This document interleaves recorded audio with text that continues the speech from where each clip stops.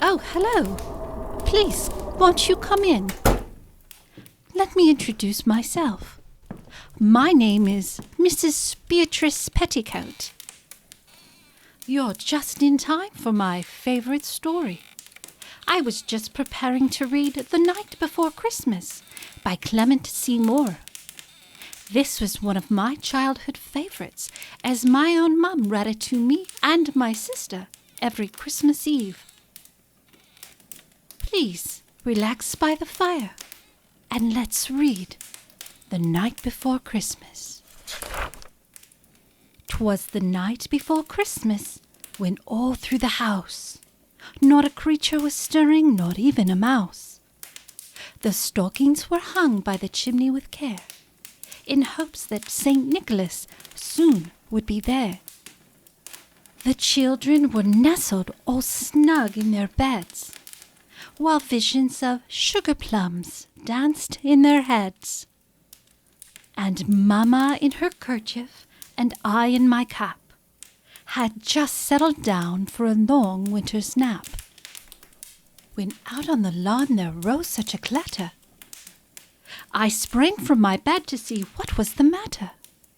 Away to the window I flew like a flash, tore open the shutter, and threw up the sash.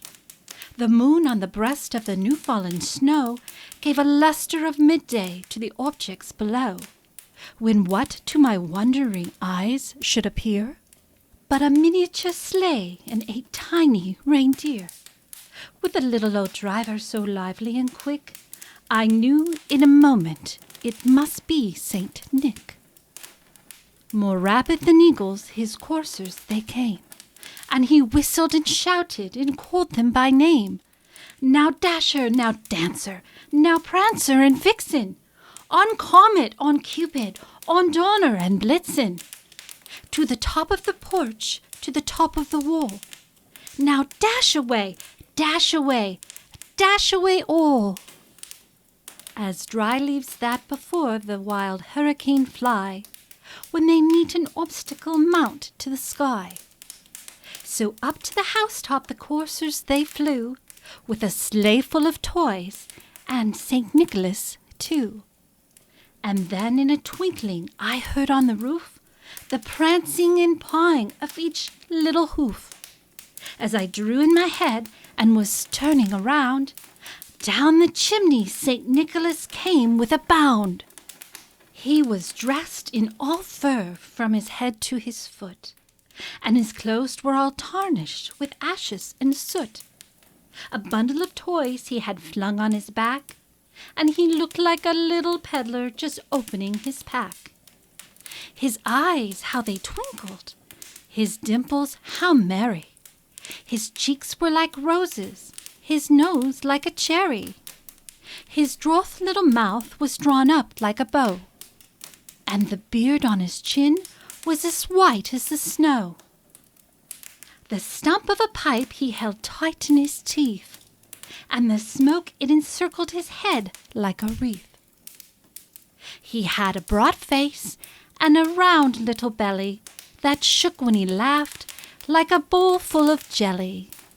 He was chubby and plump, a right jolly old elf, and I laughed when I saw him in spite of myself.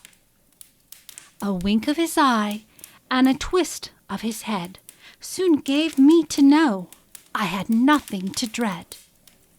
He spoke not a word, but went straight to his work, and filled all the stockings, then turned with a jerk, and laying a finger aside of his nose, and giving a nod, up the chimney he rose.